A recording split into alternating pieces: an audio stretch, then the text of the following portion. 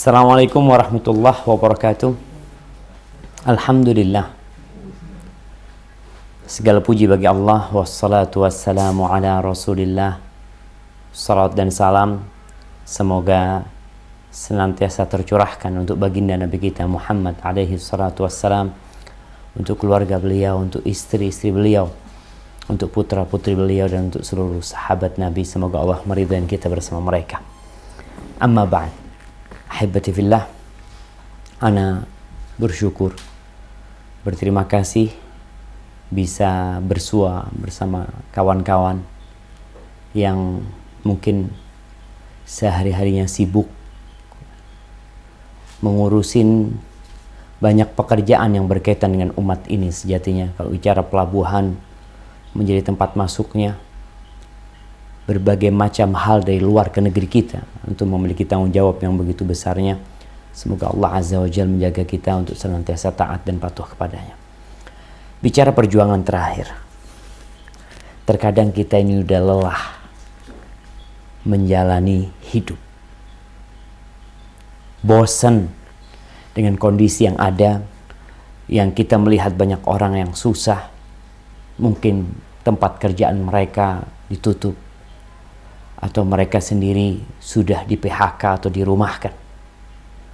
Pemerintah kita pun kebingungan tentang apa yang harus diambil, kebijakan apa yang harus diambil untuk memakmurkan rakyat. Sejatinya kita tahu, kita itu milik Allah Azza wa Jalla. Indonesia ini hanya sebagian kecil dari kerajaan Allah Jalla Jalaluhu. Kalau bicara kita lelah menghadapi hidup ini, susah. Ketahuilah bahwa kelelahan kita akan berakhir. Kebosanan kita juga akan habis tanpa kita minta. Namun yang jadi masalah tatkala antum berhenti berjuang sebelum waktunya. Kalau kita lihat Ramadan sudah berapa hari berlalu? Hari ini hari ke-25. Kalau kita bicara Piala Dunia, kita ini udah masuk ke semifinal. Udah mulai rontok tuh banyak. Mall-mall mulai rame. Pasar pun mulai rame. Orang mulai belanja baju baru. Emak-emak udah mulai bikin kue. Qurannya udah gak dibuka lagi. Sholat malamnya ma'assalamah, selamat tinggal buat dia. Entah apa yang dia syari. Dan sejatinya orang-orang yang berjuang dan berhenti di tengah jalan atau berhenti sebelum garis finish, selesai, dia nggak akan pernah disebut orang yang pernah berjuang. Antum nggak pernah nyampe ke tujuan antum. Yang Rasul Shallallahu Alaihi Wasallam mengatakan lisaimi farhatan, buat orang yang berpuasa itu ada dua kegembiraan, farhatun inda fitrih wa farhatun inda liqa'i rabbih. Kegembiraan yang tiap hari ketika berbuka, kegembiraan ketika selesai Ramadan, ada kegembiraan buat dia.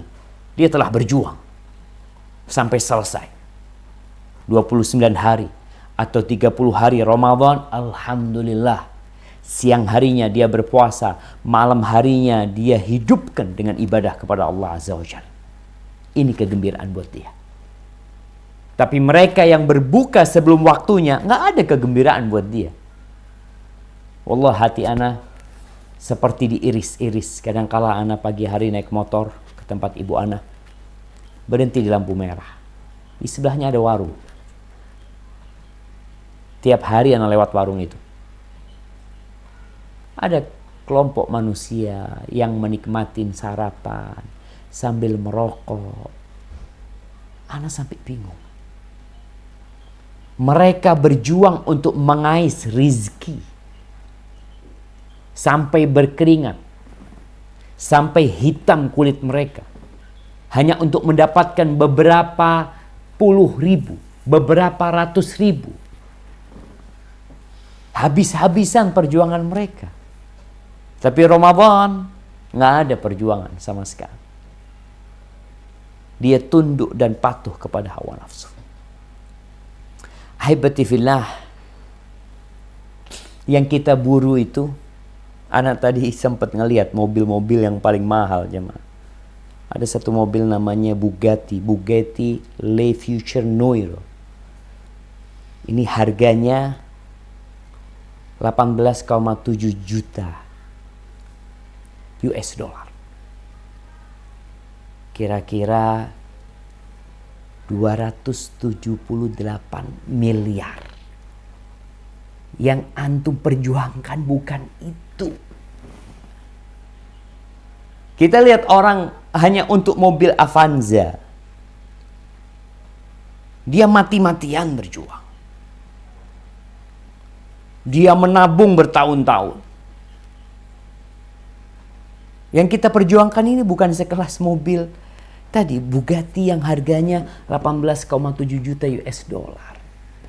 Yang mungkin gak kebayang, aduh Ustaz, kalau itu gak mungkin Anda bisa dapat. Anda menghayal aja enggak, mimpi aja enggak. Iya, wajar. Karena kalau ngelihat usaha antum, iya gak mungkin lah dapat kayak gitu. Antum gaji berapa per bulan? Udahlah, jangan mimpi. Beli mobil 1M aja ini 278 miliar.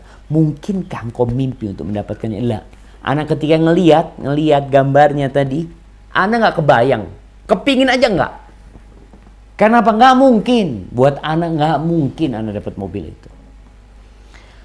Atau Rolls Royce Swiftail. Ini mobil nomor 2 termahal, yang harganya ya 190,5 miliar.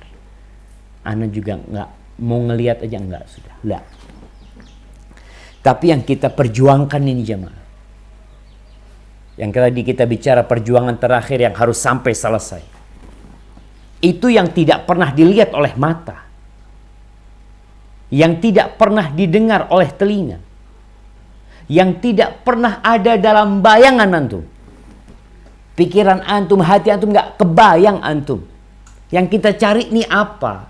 Yang perlu berlelah-lelah, yang perlu bersungguh-sungguh sampai titik darah penghabisan untuk mendapatkan yang kita perjuangkan ini. Mati pun kita siap. Makanya antum pernah lihat bagaimana Bilal bin Rabah disiksa, dipukulin, dijemur, diterik matahari kota Mekah. Ditanam di dalam pasir panas. Di dadanya diletakkan batu besar yang panas. Kenapa Bilal bertahan dan tetap mengatakan ahadun ahad? Kenapa dia bertahan? Karena dia tahu yang dia perjuangkan ini bukan mobil Rolls Royce, bukan. Tapi sesuatu yang indah sekali. Yang kalau dikumpulkan semua isi dunia ini, nggak akan bisa untuk beli. Yang diinginkan oleh Bilal bin Rabah radhiyallahu ta'ala anhu. Ahibati fillah, Allah berfirman di surat Az-Zumar ayat 73. Surah Az-Zumar ayat 73. Silahkan dibaca. Kita ini bulannya Quran. Supaya kita jelas yang sedang kita perjuangkan itu apa sih. Yang perlu sampai begadang. Yang Nabi SAW sampai meninggalkan istrinya, meninggalkan rumahnya. Beliau tidur di masjid, i'tikaf. Itu apa sih yang diperjuangkan? Silahkan dibaca.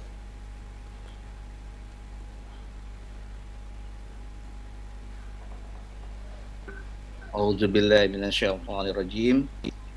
Wasiqal ladzina taqaw rabbahum ilal jannati zumara hatta idza ja'uha wa futihat abwabuha wa qala lahum khazanatuha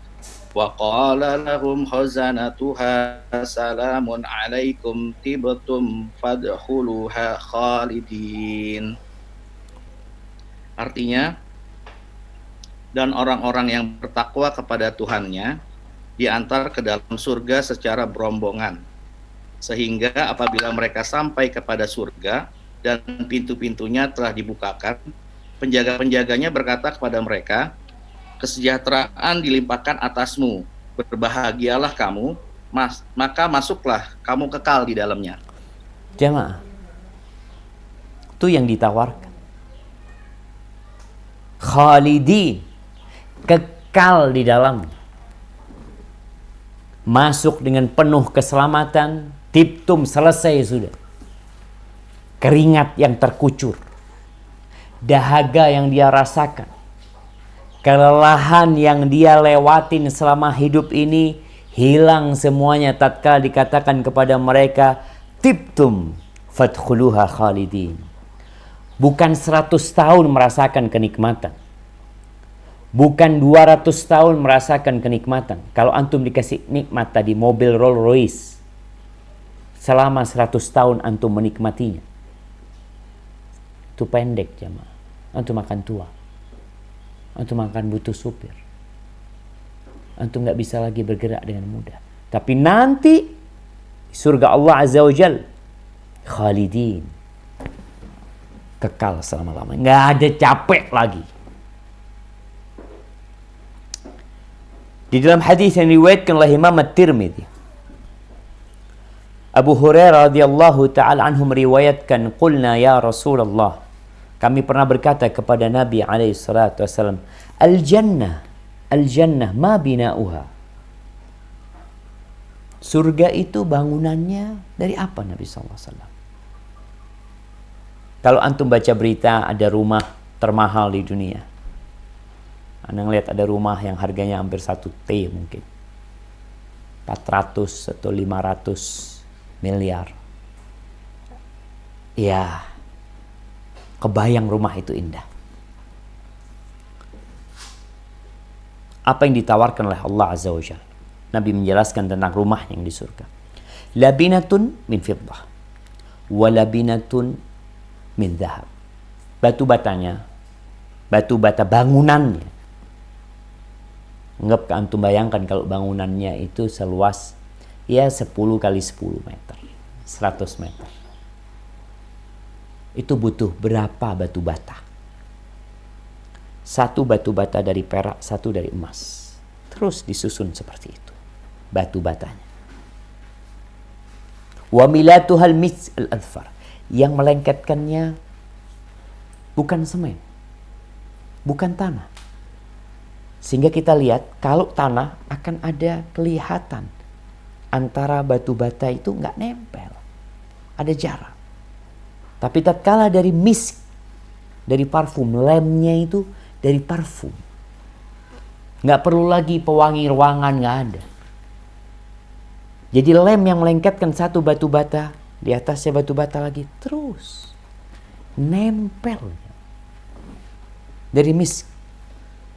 Wahasba'uhal lu'lu' wal yaqut, kerikilnya ditebarkan. Orang kadang kala kepingin ada batu-batu kecil di rumahnya. Sekarang kalau kita lihat batu alam ya, bagus-bagus batu alam itu.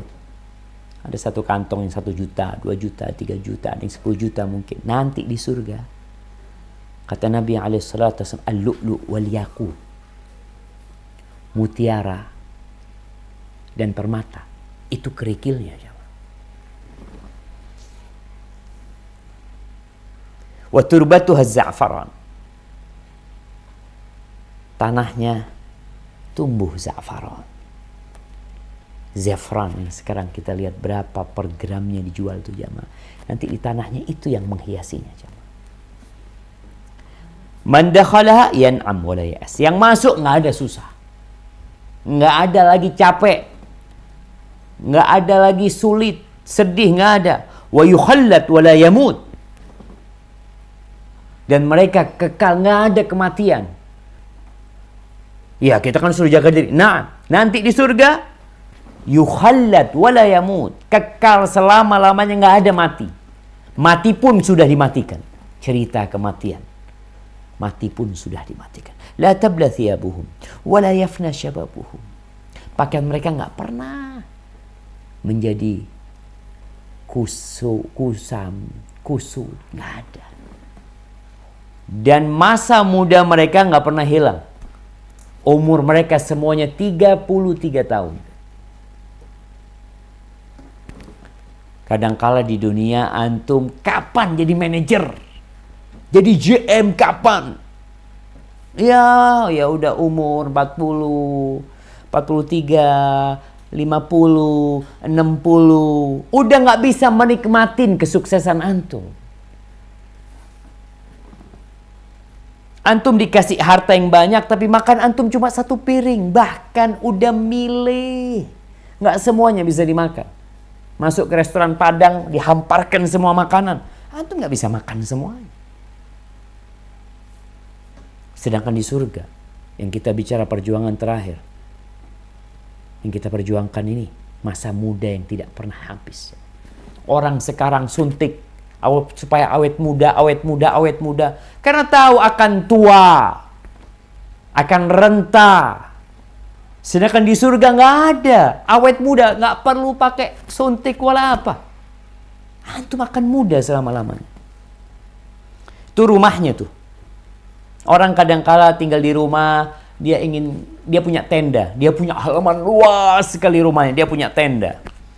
Seperti apa tendanya? Nabi SAW menceritakan, Allah berfirman di surat Rahman ayat 72, Hurum maqsuratun fil khiyam. Ada bidadari-bidadari yang mereka bersantai ria nunggu suaminya tertutup di sana. Di mana? Di tenda-tenda jemaah. Insyaallah antum dikasih rumah kayak gitu. Sekali-kali berangkat ke tendanya, menikmatin istri-istri di sana. Bukan satu istrinya. Entah berapa istri antum, tergantung amalan antum nantinya. Tapi jelas udah disediain di sana, di tenda. Kata Nabi SAW dalam hadis riwayat Bukhari Muslim, Inna lil mu'min fil jannah la khaymatan min lu'lu'atin wahidatin mujawwafah. Untuk satu orang mukmin di surga nanti itu ada tenda. Tendanya ini bukan dari kain yang paling bagus, bukan dari sutra, tapi dari mutiara yang berlobang. Taib, satu.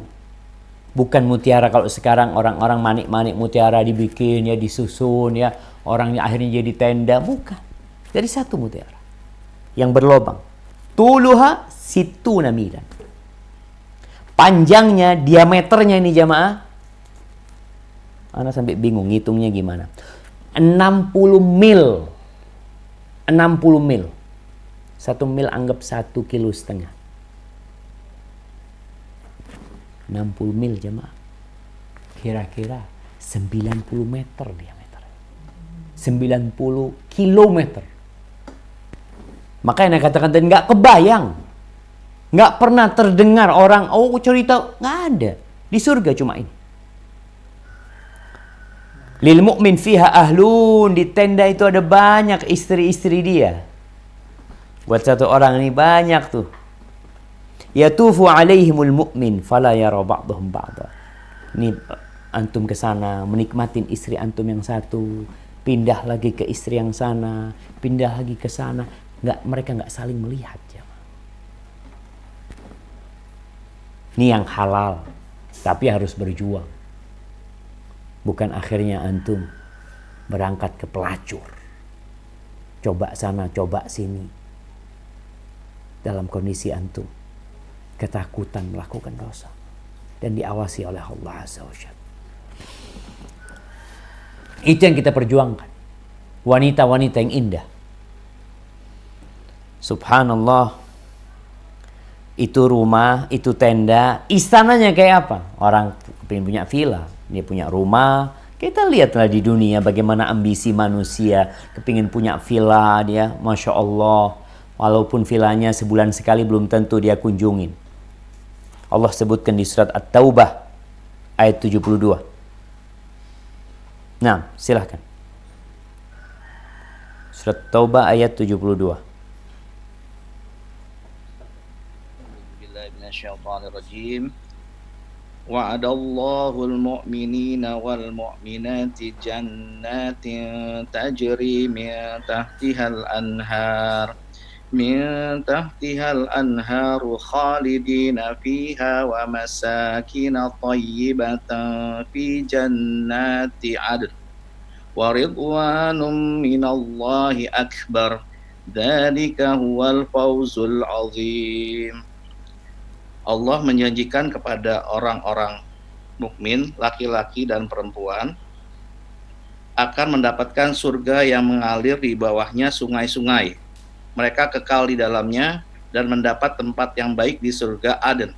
Dan keridhaan Allah lebih besar. Itulah kemenangan yang agung. Ini yang kita perjuangkan. Kalau bicara kemenangan seperti ini yang disebut kemenangan, jemaah.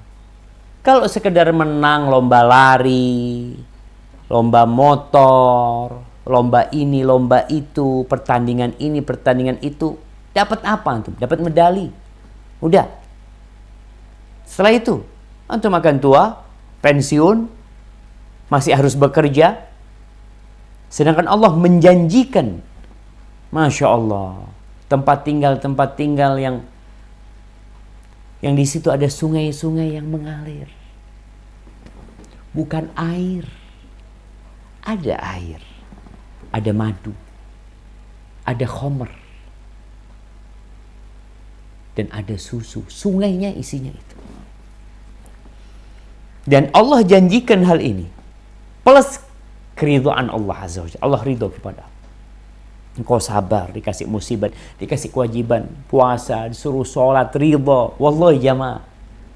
Kalau kita bandingkan capeknya kita untuk mendapatkan surga dan capeknya untuk mendapatkan dunia, wallahi lebih capek ngurusin dunia. Cobalah teman-teman yang kerja di pelabuhan.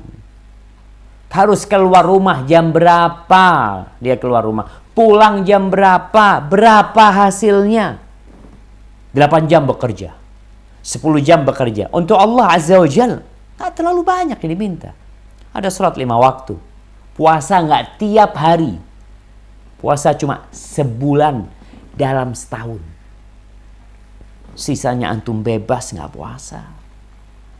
Sholat malam, Masya Allah. Ini untuk mendapatkan Lailatul Qadar yang lebih baik dari 1000 bulan. Yang kita perlu perjuangkan. Mungkin kita yang selama ini mungkin jauh dari Allah Azza wa Jal. Teman-teman sebagian mengatakan, Ustaz, masa lalu anak kelam, masa lalu anak seperti ini, tidak ada dosa kecuali yang sudah kerjakan. Nih 10 hari terakhir Ramadan. Perjuangkan antum mendapatkan Lailatul Qadar. Yang lebih baik dari 1000 bulan. Kalau antum berbuat dosa selama 60 tahun, nih 1 malam lebih baik dari 83 tahun plus 4 bulan. Apa nggak seharusnya diperjuangkan untuk menghapuskan dosa-dosa antum yang selama ini dikerjakan? Hanya perlu 10 hari kita fokus beribadah. Malam harinya hidupkan dengan ketaatan kepada Allah Azza wa Jalla. Siang harinya dalam kondisi yang kau bekerja, silahkan lisanmu terus berzikir, buka Quran. Kalau kita bicara perempuan-perempuan surga, Allah sediakan di surga segala yang disukai oleh jiwa. Perempuan, kesukaan perempuan, semua dia dapat. Laki-laki, fitnah terbesarnya adalah wanita. Kalau antum lihat, na'udzubillah, perempuan-perempuan yang jadi pelacur. Perempuan-perempuan yang dijual. Sebenarnya yang mereka inginkan itu kenikmatan, maaf, seks, atau harta. Fulus. Pemerintah yang mengungkap prostitusi online, ya ada sebagian artis dengan tarif sekian, fulus yang dicari sama mereka. Engkau nanti buat para wanita, tembok rumahmu mas, kerikilnya mutiara sama permata. Apalagi yang kau bayangkan. Subhanallah. Yang laki, antum suka sama perempuan. Nah, Allah sediakan fiha ma tashtahihil anfus, yang disukai oleh jiwamu semua ada. Perempuan surga kayak apa sih perempuan surga itu? Allah sebutkan di surat Al-Waqi'ah ayat 35 sampai 40. Surat Al-Waqi'ah ayat 35 sampai 40. Oke. A'udzubillahi minasyaitonirrajim.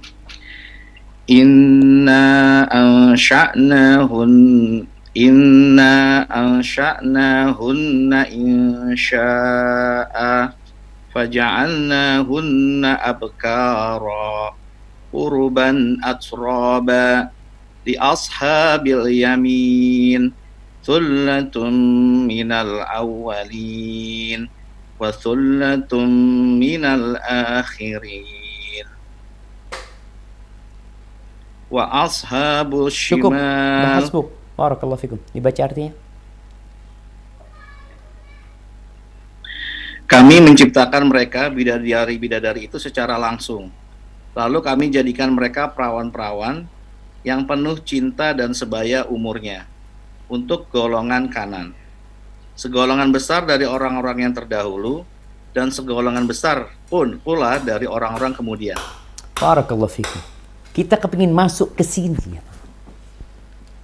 Kita berjuang ingin menjadi thullatun minal awwalin wa thullatun minal akhirin, menjadi ashabul yamin. Kalau bicara bidadari, Allah ciptakan dengan kun. Allahu Akbar. Allah tinggal mengatakan kun, jadi itu bidadari buat antum. Mau berapa? Mau 20, mau 70 kirim. Dan mereka gadis terus. Nggak ada tua, nggak ada renta. Lebih dari itu, uruban atraba, mereka sebaya dan mereka penuh dengan cinta. Mereka melayani bukan karena harta. Mereka melayani bukan karena ingin uang. Mereka melayani antum kelak karena antum berhak dilayani. Antum sudah berjuang. Capek, iya. Lelah, iya. Sampai kapan? Sampai kita meletakkan kaki kita di surga Allah Azza wa Jalla. Rasulullah sallallahu alaihi wasallam menyebutkan nih tentang tuh yang Allah sebutkan tadi, yang Allah ciptakan secara langsung, kun fayakun, langsung jadi tuh. Beliau menjelaskan dalam hadis riwayat Bukhari Muslim, walau anna imra'atan min ahli jannah ittala'at ila al-ard. Andai kata ada satu bidadari surga yang melongok ke bumi, ngelihat ke bumi. Antum lihat di dunia ini ada yang namanya putri dunia, ada putri Indonesia, ada ratu kecantikan, ratu apalah yang disebut itu, yang dipilih dari seluruh orang di dunia. Kemudian dimunculkan perempuan, ada perempuan yang katanya paling cantik, paling pintar, macam-macam lah. Seperti apa sih mereka?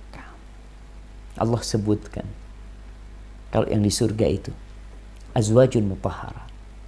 Mereka nggak pernah sakit, mereka nggak pernah datang bulan, nggak pernah nifas, keringatnya pun wangi. Mereka wanita-wanita yang indah. Kalau salah satu di antara mereka melongok, ngelihat ke bumi ini, apa kata Nabi SAW? La adaat ma bainahuma wa la mala'athu rihan.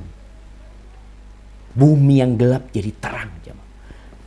Jadi kalau di malam hari ini perempuan muncul, bumi jadi terang semuanya. Bukan hanya terang, tapi harum semerbak.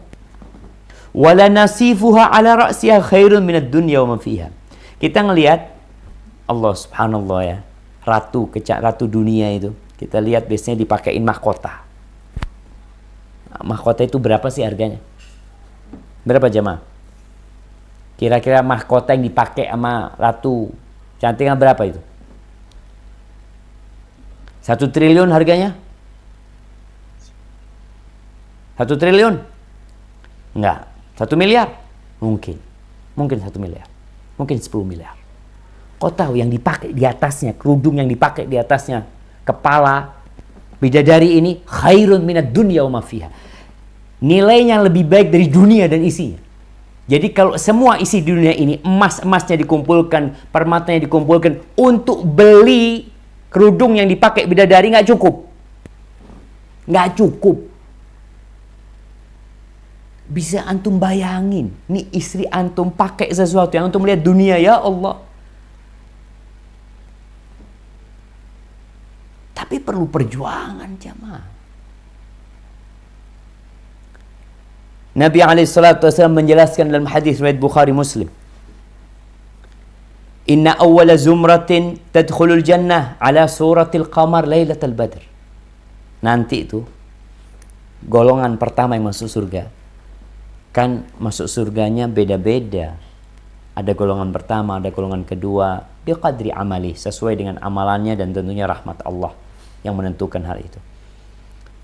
Yang pertama masuk surga itu rupa mereka seperti rembulan pada malam purnama. Indah. Allah Akbar, kita kalau ngelihat rembulan ya, malam purnama itu. Wallati taliha ala adwa kaukabin durriyin fis sama. Rombongan yang selanjutnya itu seperti bintang yang paling terang di langit. Likulli imri'in minhum zaujatan. Ini ada satu standar. Standar setiap mukmin itu dapat 2 perempuan, dapat 2 bidadari. Ini standarnya. Nanti amalannya ini, amalan ini sudah berbeda lagi lah. Sesuai dengan kalau kita bicara ada gaji pokok. Ini mungkin masuk ke gaji pokok, balasan pokok yang Allah berikan itu semua yang masuk surga mukmin dikasih 2 istri dari Allah Azza wa Jalla. Yura mukhu suqihima min wara'il lahm. Wa subhanallah, bidadari yang dikasih ini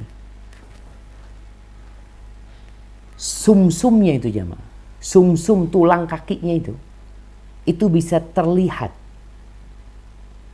dari balik dagingnya. Bening tuh perempuan. Allahu Akbar jamaah. Mau bayar berapa antum? Antum mau bayar berapa untuk itu? Untuk perempuan seperti ini. Yang kerudungnya aja duit antum semuanya nggak cukup. Orang terkaya di dunia mau beli kerudungnya bidadari nggak bisa. Kerudungnya doang. Kalau bicara Masya Allah jamaah, kuda, kendaraannya, Masya Allah. Pernah ada sahabat yang datang kepada Nabi SAW mengatakan, Ya Rasulullah, wahai Rasulullah, hafil jannati faras. Apakah di surga itu ada kuda? Siapa yang gak suka kuda jamaah? Dulu kendaraan yang paling mahal itu kuda. Kata Rasulullah SAW, Idza udkhiltal jannah, kalau engkau dimasukkan ke surga, utita bi farasin, maka akan didatangkan kepadamu, kau sukanya kuda, nanti akan didatangkan kuda kepadamu, min yaqutatin hamra, dari permata yang berwarna merah, lahu janahan, yang Allah kasih 2 sayap, yatiru bika haitsu tasha, dia akan terbang bersamamu kemanapun kau berada. Apa yang disabdakan Nabi SAW? Bahwa Allah berfirman, a'dadtu li'ibadiyas salihin, aku persiapkan untuk hamba-hambaku yang saleh, ma la ainun ra'at, wala udhunun sami'at, wala khatara ala qalbi bashar, yang tidak pernah terdengar oleh telinga, yang tidak pernah terlihat oleh mata, terbetik di hatimu, kebayang ya Allah kayak apa itu yang ada di sana, lebih dari yang kau bayang. Ahibati fillah, sebelum Ramadan ini pergi, maka sempurnakan perjuanganmu. Tinggal 5 hari. Ya, atau 4 hari. Nggak perlu engkau keluar. Lebaran akan datang. Kegembiraan akan tiba. Asalkan engkau melaksanakan perintah Allah Azza wa Jalla. Yang emak-emak, engkau mulai sibuk masak bumbu ini, bumbu itu. Iyalah, 1 jam, 2 jam. Habiskan waktumu untuk itu. Sisanya untuk berjuang. Baca Qur'annya. Yang belum hatamin Qur'an. Istighfarnya hitung. Selama 25 hari kira-kira berapa kali engkau istighfar? Ada 2000 kali? 2500? 10.000? Atau engkau memang gak peduli? La Ramadan wala selain Ramadan, buat engkau sama aja. Malam harinya hidupkan. Capek, lelah, nah. Engkau tubuhnya nggak enak, Masya Allah. Ana 2 hari yang lalu nggak enak badan, meriang. Ana sampai minta izin sama orang tua, Ana mau pulang dulu. Ana pulang habis maghrib, Ana minum obat paracetamol, alhamdulillah bisa seger. Artinya kadang-kala kita capek, lelah, tapi jangan lelah di 10 hari terakhir, jangan sakit di sini. Antum merasa capek, minum obat, minum vitamin, suplemen, apa aja sudah sikat semua. Agar antum bisa berjuang.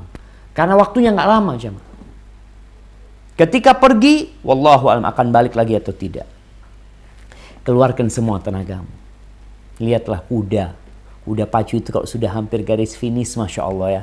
Ana pernah ngelihat pacuan kuda, melihat di YouTube. Itu yang duduk, apa namanya? Yang di atas jokinya itu nggak duduk ya, nggak duduk. Dia cuma apa ya? Dia duduk sebentar naik lagi, duduk sebentar naik lagi. Dan ketika hampir garis finish dia pecutin kudanya itu, jemaah. Pecutin lagi supaya sampai duluan. Dan kita perlu pecut diri kita supaya itu bisa sampai. Sejatinya perjuangan itu bukan hanya di bulan Ramadan. Perjuangan kita tidak ada akhirnya kecuali tatkala ajal menjemput kita. Allah berfirman di surat Al-Hijr ayat 99. A'udzu billahi minasyaitonir rajim.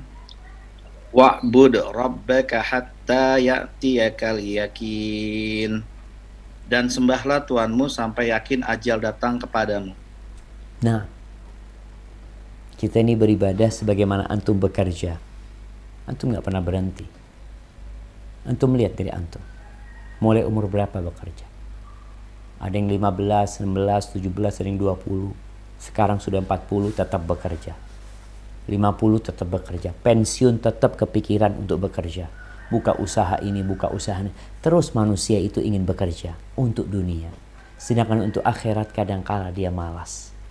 Allah mengatakan wa'bud rabbaka hatta ya'tiyakal yakin. Sampai ajal itu datang.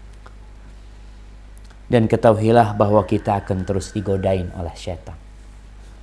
Mungkin kita tahu Ramadan setan-setannya dibelenggu. Para ulama menjelaskan bisa jadi maknanya makna hakiki memang setan dibelenggu. Bisa jadi pentolan-pentolan mereka yang dibelenggu. Ada yang mengatakan lagi ada setan yang gak dibelenggu, itu setan yang korin yang memang mengalir dengan ikut aliran darah kita. Wallahu a'lam bishawab. Tapi yang jelas kita melihat di bulan Ramadan keburukan itu semakin sedikit. Kebanyakan manusia mengikuti nafsunya. Bisikan setan itu seakan pergi, gak ada lagi. Yang ada panggilan untuk berbuat baik, tapi nafsu kita gak mau. Surga itu diliputin oleh perkara-perkara yang dibenci oleh jiwa. Ingat. Kata Nabi SAW, huffatil jannah bil makari. Jadi kalau mau masuk ke surga, mau berjuang menuju ke sana, itu harus melewatin duri, buaya, ular, jalannya mendaki, bekalnya dikit, tempatnya susah. Nah, tapi sesuatu yang indah memang perlu perjuangan. Wa huffatin nar bisyahwat. Sedangkan neraka dikelilingi oleh syahwat, oleh semua yang disukai oleh jiwa manusia. Maka ingat, antum akan terus digodai. Persiapkan diri antum untuk memohon pertolongan Allah Azza wa Jalla agar kita husnul khatimah, yang menjadi tolok ukur perjuangan antum bukan hari ini, bukan kemarin, bukan besok, tapi tatkala ajal datang menjemputmu. Innamal a'mal bil khawatim. Kita akan ada penutupan yang di depan kita. Ramadan akan kita tutup, maka tutup dengan yang indah. Tutup dengan bertobat kepada Allah, dengan bersyukur kepada Allah Azza wa Jalla. Ketika itu pantas bagimu untuk bergembira. Sebelum itu jangan gembira duluan. Perjuangan belum selesai. Barakallahu fikum. Itu mungkin bisa Anda sampaikan kepada para jamaah. Mungkin kita masuk ke sesi tanya jawab. Nah, baik, terima kasih Ustadz atas tausiahnya untuk hari ini. Ada beberapa pertanyaan yang masuk dari chatting, mungkin juga di sana sudah Ustadz yang asalnya aneh bacakan ya tadi. Iyalah, antum yang bacain lah. Apa ini ada pertanyaannya panjang nih, cuman intinya dia bilang dia sedang ya. Assalamualaikum Ustadz, mungkin pertanyaannya agak keluar dari tema. Ada Ustadz yang bilang bahwa surga itu hak rahmat Allah. Beliau bilang bukan karena amalan ibadah yang telah kita kerjakan. Nah, kalau kita sudah mengerjakan amalan sesuai dengan diperintahkan Allah dan dicontohkan Rasulullah, apakah kita belum tentu masuk surga? Terima kasih. Ya, barakallahu fikum. Naam jemaah. Kalau bicara yang memasukkan antum ke surga itu Allah Azza wa Jalla. Allah yang memasukkan antum ke surga. Bukan amalan kita. Amalan ini hanya menjadi sebab Allah memasukkan kita ke surga. Jadi, para ulama menjelaskan tentang hadis Nabi alaihi salatu wassalam. Ketika Nabi mengatakan, la yadkhulu ahadukumul jannah bi'amali. Tidak ada satupun di antara kalian yang masuk surga dengan amalannya. Hatta anta ya Rasulullah, sampai engkau wahai Rasulullah. Hatta ana, sampai aku pun. Illa ayyataghammadani Allah birahmatih. Kecuali Allah membungkusku dengan rahmatnya, baru aku bisa masuk surga. Artinya kita beramal untuk mencari rahmat Allah Azza wa Jalla. Jadi nanti memang disebutkan dalam berbagai macam ayat mengatakan bima kuntum ta'malun. Masuklah surga dengan amalan kalian, dengan apa yang kalian kejarkan. Wa jazahum bima sabaru jannatan wa harira. Allah membalas mereka dengan kesabaran mereka surga. Itu balasan buat mereka. Tapi perlu diingat, itu hanya sebab. Sebab kalau bicara pengganti, antum mau artinya amalan anak diganti sama surga Allah Azza wa Jalla. Seperti apa amalanmu sehingga bisa diganti dengan surga? Kalau ada orang jamaah, kalau ada orang, Ana bawa duit 1 juta. Ana datang ke rumah sahib Ana. Alhamdulillah, ini orang baik sama Ana. Ana datang ke rumah sahib Ana, dia punya mobil. Alhamdulillah, mungkin mobilnya ya Mercy atau apalah. Mobil dia harganya 1 M. Ana bawa uang 10 juta. Bang, mobilnya buat Ana bang ya. Ini Ana bawa 10 juta bang. Kira-kira bisa diganti nggak 10 juta sama mobil itu? Enggak. Tapi ternyata sahib mengatakan, ambil tafadhol. Mana duitnya? Ana ambil. Bawa pulang tuh mobil. Ana dapat mobil karena 10 juta atau karena kasih sayang dia sama Ana? Karena kasih sayang dia. Dia kesian sama Ana. Maka yang kita cari itu kasih sayang Allah Azza wa Jalla. Kita selalu mengatakan Rabbighfirli warhamni, Rabbighfirli warhamni. Malam-malam Lailatul Qadar kita mengatakan Allahumma innaka afun tuhibbul afwa fa'fu anni. Allah, engkau maha pemaaf ya Allah. Bayangkan kita tidak bicara amalan, kita minta maaf sama Allah Azza wa Jalla. Terus Nabi alaihi salatu wassalam tiap hari istighfar.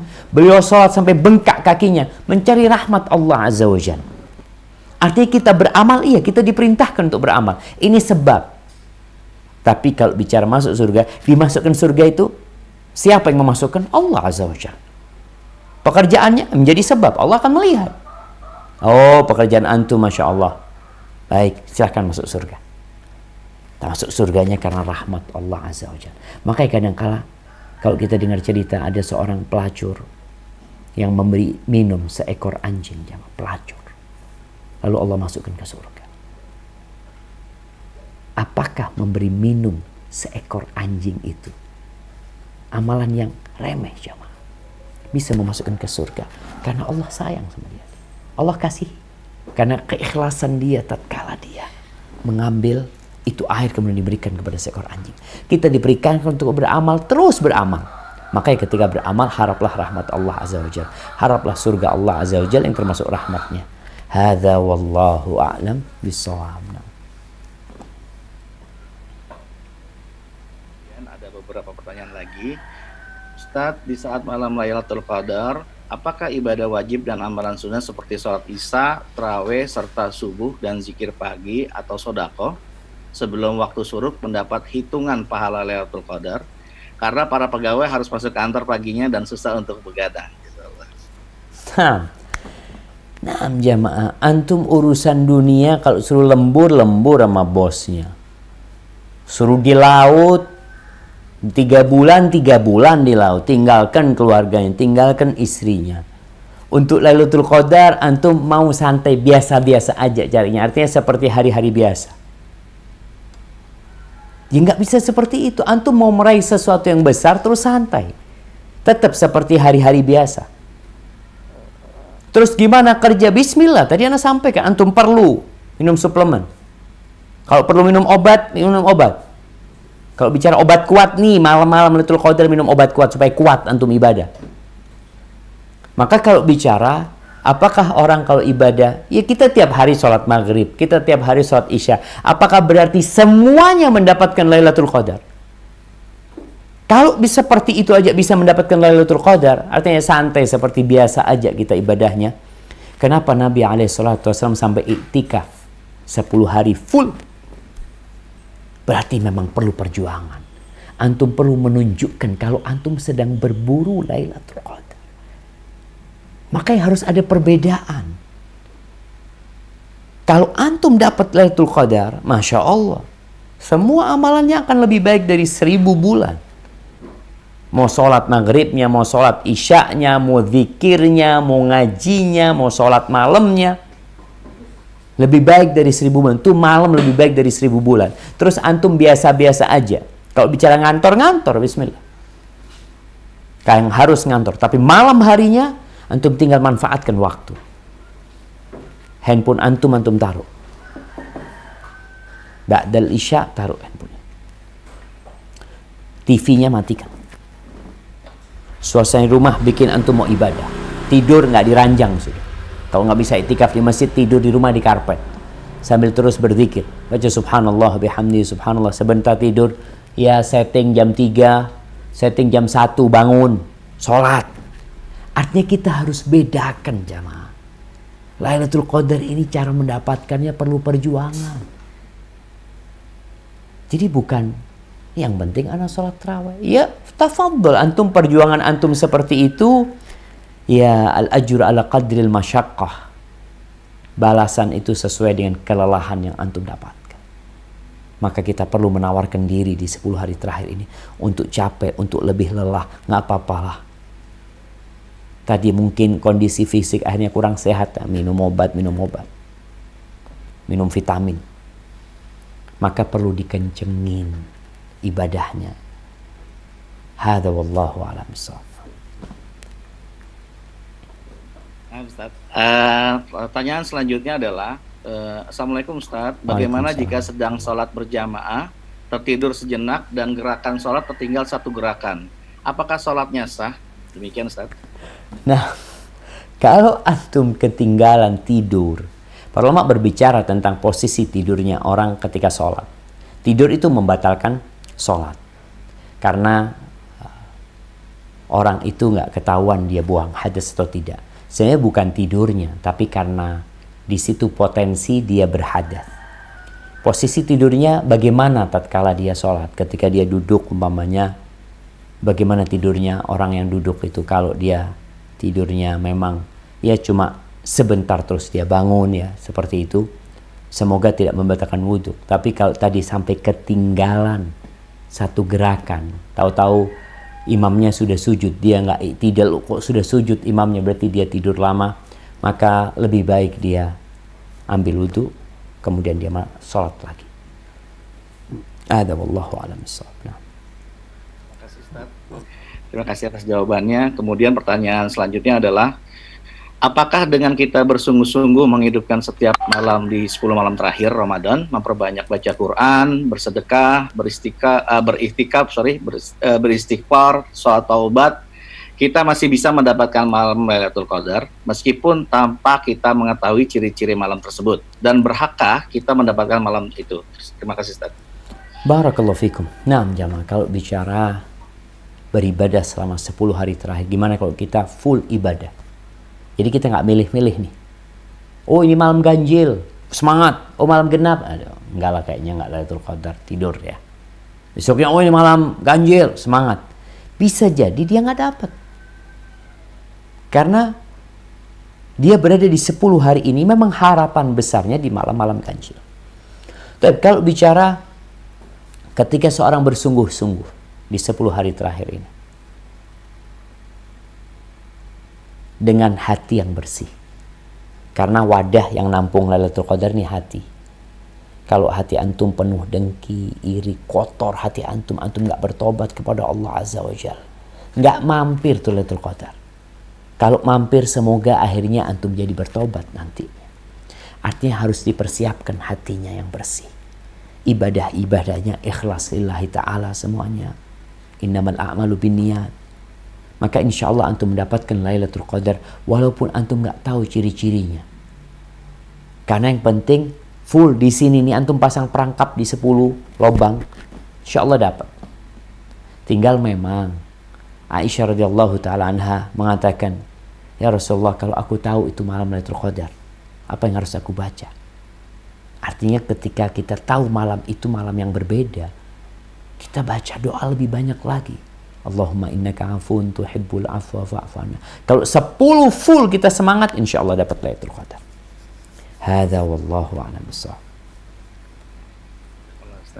Kemudian pertanyaan selanjutnya adalah, Ustadz, semoga Anda selalu dalam kebaikan. Terkadang dengan mengingat segala kenikmatan surga, kita justru menjadi pesimis akan amalan kita yang begitu kurang, sehingga melemahkan semangat beramal. Mohon nasihat Ustadz. Jazakallah khair. Barakallahu fikum. Naam jamaah. Kok bisa melemahkan orang semangat? Jadi bingung kita. Pertama, engkau harus tahu, masuk surga itu dengan rahmat Allah Azza wa Jalla. Kenapa engkau putus asa dari rahmat Allah Azza wa Jalla? Hanya orang-orang kafir yang putus asa dari rahmat Allah Azza wa Jalla.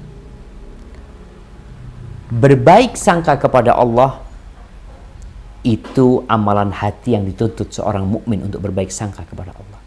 Bahkan Allah mengatakan dalam sebuah hadis qudsi, ana inda dhanni 'abdi bi.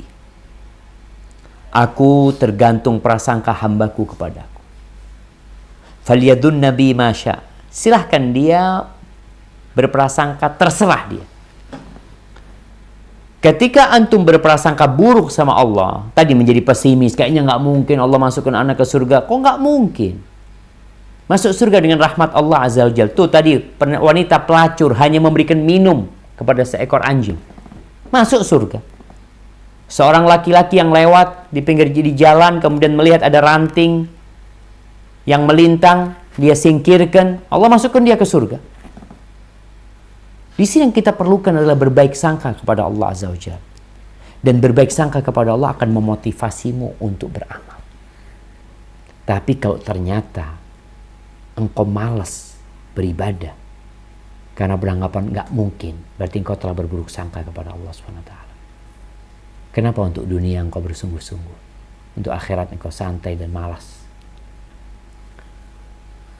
Kenapa antum lihat orang-orang kalau dikasih tahu di gunung ini ada emas, kenapa mereka gali? Mereka semangat karena mereka tahu ada sesuatu yang dicari. Antum percaya tidak sama surga Allah SWT? Percaya, oke. Antum percaya nggak Allah Maha Pengasih, Maha Penyayang? Nah, antum percaya nggak Allah memerintahkan ini dan itu dan engkau mampu untuk mengamalkan? Ketika kau yakin dengan semua itu, maka waktunya beramal. Sehingga dalam beramal jamaah, kita tuh perlu minta tolong sama Allah Azza wa Jalla. Setiap sholat, kita itu mengatakan, Iyyaka na'bud wa iyyaka nasta'in. Ya Allah, hanya kepadamu kami beribadah dan hanya kepadamu kami minta pertolongan. Artinya proses kita beramal, beribadah kepada Allah Azza wa Jalla. Aku orang yang lemah ya Allah, banyak gangguan, maka perlu bantuan Allah. Di sini seorang mukmin minta tolong sama Allah. Makanya setiap selesai sholat, tuh sahabat Nabi Mu'ad bin Jabal dikasih amalan sama Nabi SAW untuk terus berdoa. Apa doanya? Allahumma a'inni ala dzikrika wa syukrika wa husni ibadat. Ya Allah, bantulah hamba ya Allah. Jangan bersandar kepada dirimu, jangan bersandar kepada kekuatanmu, jangan bersandar kepada akalmu, tapi bersandarlah kepada Allah. Terbukti engkau minta tolong, ya Allah bantulah hamba ya Allah, ala dzikrika wa syukrika, untuk mensyukurimu, wa husni ibadatik, ibadah yang baik kepada Allah Subhanahu. Kita minta, berdoa minta surga. Allahumma inni as'alukal jannah wa a'udzubika minan nar. Itu surga.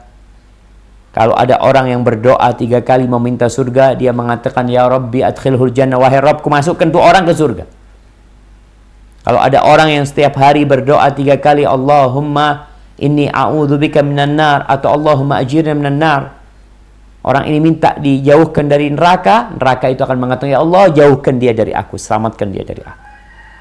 Jadi sejatinya engkau kalau melihat nikmat itu seharusnya termotivasi lebih semangat. Ketika kau melihat dirimu, ya Allah, iya ana banyak dosanya. Di sini engkau harus beristighfar, mohon ampun, dan jangan menunda-nunda taubat. Hadza wallahu a'lam bissawab. Jazakallah atas jawaban dari Ustadz. Kemudian pertanyaan selanjutnya adalah, ini yang agak kekinian nih Ustadz, yang kita kan semua di kantor ini sedang melakukan, ada yang sebagian work from home, ada yang sebagian work from office. Ini pertanyaannya nyambung nih Ustadz. Bagaimana pendapat Pak Ustadz kalau ada seseorang yang kerja di kantor tapi hilang-hilangan, kerjanya cuma tidur karena alasan sudah ibadah atau iktikaf semalaman suntuk, atau kerja di rumah tapi tidak bisa dikontak dan tidak mengerjakan kerjaan sama sekali karena alasan mau memperbanyak ibadah di rumah. Apakah gaji di hari itu masih berkah atau halal? Terima kasih Ustaz. Barakallahu fikum. Naam jemaah.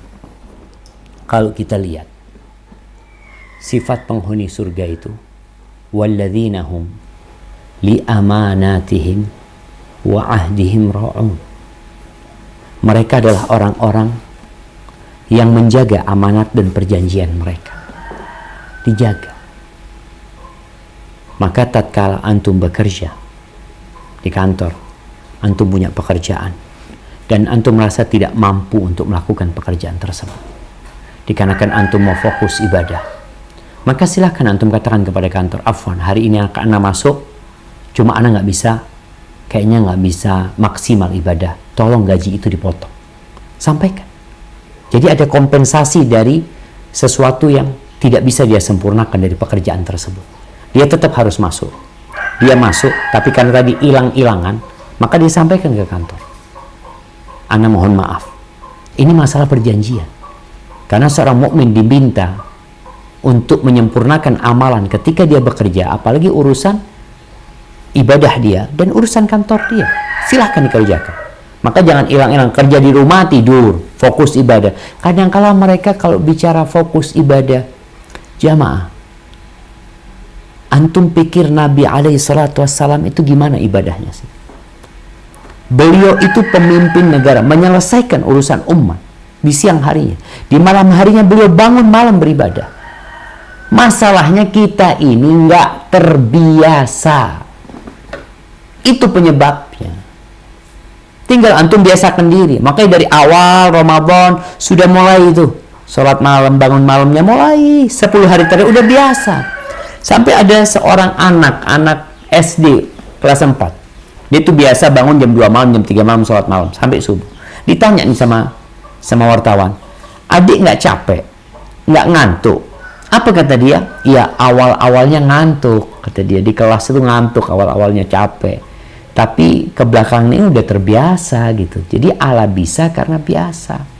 Maka tolong bagi kawan-kawan yang ingin berjuang untuk mendapatkan Lailatul Qadar, jangan sampai akhirnya engkau mengabaikan amanah yang diberikan kepadamu. Kalau engkau nggak bisa menggabungkan tersebut, maka engkau minta maaf. Salah satu caranya tadi, kompensasinya anak akan minta gaji anak dipotong yang hari itu. Atau nggak usah digaji, anak ngantor nggak perlu digaji sudah. Karena anak mungkin nggak bisa maksimal. Atau dia tetap bisa maksimal bekerja dengan cara istirahatnya dicukupkan. Waktu istirahat dia HP-nya ditinggal. Tadi Anda sampaikan habis Isya istirahat. Jadi malam bisa bangun. Kemudian waktu sahur makannya juga tidak terlalu banyak, mengkonsumsi makanan-makanan yang mau buat dia lebih semangat lagi bekerja. Artinya bisa diatur jamaah. Tapi jangan sampai amanahnya akhirnya ditinggalkan. Kalau nggak mampu lagi, nggak mampu ya sudah cuti. Antum cuti nggak dapet THR, nggak masalah, nggak dapet THR. Ana mau dapat Lailatul Qadar. THR cuma gaji sebulan, nih gaji 1000 bulan. Jadi kita harus berani jamaah. Hadza wallahu a'lam bissawab. Ya Allah, khair Ustaz. atas jawabannya. Kemudian pertanyaan selanjutnya adalah, Assalamualaikum Ustadz, bagaimanakah kita menjaga istiqomah dalam ibadah di bulan Ramadan untuk di bulan-bulan berikutnya? Syukran Ustadz. Barakallahu fikum jamaah. Ya, kalau antum dapat Lailatul Qadar, insya Allah selesai Ramadan antum istiqamah. Jadi di antara tanda-tanda orang yang dapat Lailatul Qadar, yang diterima ibadahnya, dia itu setelah Ramadan dia jadi baik gitu. Maka mempertahankannya gimana sekarang? Kalau bicara mempertahankan supaya kita bisa terus baik, jangan pernah berhenti istighfar. Nabi itu tiap hari istighfar, sekali duduk 100 kali. Dawamkan istighfar tiap hari. Sholat duha laksanakan. Sholat malam, anak nggak bisa Ustaz 11, oke, yang penting tetap sholat malam. Paling nggak 3 rakaat, karena sebaik-baiknya amalan yang berkesinambungan walaupun sedikit. Puasa sunnah seperti itu. Ngaji, belajar, itu termasuk motivasi kita untuk istiqomah. Qurannya jangan berhenti cuma sampai Idul Fitri, dibuka terus Qurannya. Bikin program, antum kerja semangat terus, nggak pernah antum ya datang capek-capek sedikit semangat lagi. Seperti itu, iman itu naik turun. Tapi kalau antum sudah punya persiapan baterai yang selama Ramadan baterainya udah bagus, beda kalau orang Ramadan baterainya soak, selesai Ramadan habis. Tapi kalau di Ramadan full kesehatan, baterainya 100%. Selesai Ramadan turun dikit lah, turun 2%, 3%, karena dia udah baikin tuh baterainya. Tapi kalau di Ramadan itu baterainya udah sakit, keluar sakit. Maka sekarang kita fullkan semangat di sini. Selesai Ramadan kita berusaha untuk mengamalkan yang bisa kita rutinkan, yang berlebih-lebihan, sambil terus berdoa meminta kepada Allah agar diterima. Hada wallahu a'lam bissawab. Baik, tersisa waktu 6 menit lagi nih, mungkin perjalanan terakhir Ustaz ya. Siap. Izin bertanya Ustadz, dari hadis disebutkan bahwa carilah malam Lailatul Qadar di malam-malam ganjil. Dan saya pernah membaca bahwa malam Lailatul Qadar dimulai dari tenggelamnya matahari hingga masuknya waktu subuh. Apakah ini betul Ustadz? Jazakallah khair. Barakallahu fikum. Nah, Nabi SAW mengatakan taharraw Lailatul Qadri fi autari. Artinya kalian bersungguh-sungguhlah mencari Lailatul Qadar di malam-malam ganjilnya. Tapi bukan berarti malam itu cuma Lailatul Qadar itu di malam ganjil doang, enggak. Artinya lebih bersungguh-sungguh karena harapan besar di sana. Malam 21, malam 23, malam 25, malam 27, malam 29. Namun karena ada hadis lain yang menyebutkan carilah Lailatul Qadar itu di 7 hari yang tersisa. Fi sabi'atin tabqa, fi khamisatin tabqa, di 5 hari yang tersisa, di 3 hari yang tersisa. Kalau ikut sisanya berarti tinggal melihat bulannya genap atau ganjil. Kalau bulannya genap, ya kita akan dapat yang ganjil. Tapi kalau bulannya ganjil, kita dapat genap nantinya. Lailatul Qadar itu di malam yang genap. Kalau yang tersisa, di 5 hari yang tersisa, berarti malam tanggal 24, karena tinggal 5 hari lagi Ramadan ya. Hadza wallahu a'lam tentang masalah Lailatul Qadar di malam-malam ganjil. Adapun permulaan malam, nah malam itu dimulai dengan tenggelamnya matahari. Itu dimulainya malam. Makanya amalan-amalan malam itu dikerjakan udah. Maghrib ya, selesai maghrib kita berusaha untuk memanfaatkan waktu untuk persiapan menuju puncaknya, karena malaikat kan turun, bukan turun sekaligus kan. Mereka turun berbondong-bondong dan jumlah mereka banyak, mereka memenuhi bumi. Maka mereka turun malam itu sampai waktu kapan mereka turunnya wallahu alam. Yang jelas ketika fajar mereka mulai naik balik lagi jumlah malaikat pada malam Lailatul Qadar.